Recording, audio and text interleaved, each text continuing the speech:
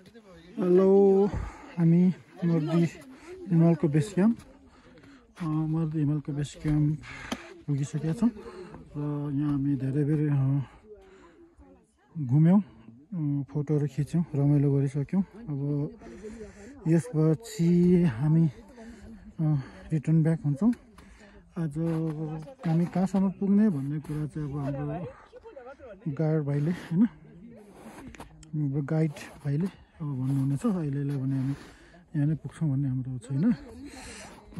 मर्दी हिमालको last base camp नै यही हो। यहाँबाट देखिने यो जुन माथि चाहिँ ठ्याक्कै भन्नुहुन्छ भने माछापुच्छर हिमाल हो।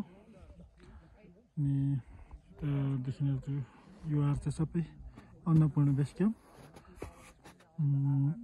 एकदमै राम्रो, एकदमै गुड देखिरहेछ। अनि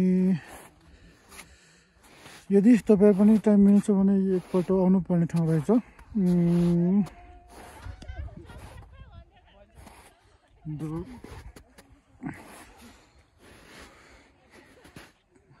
45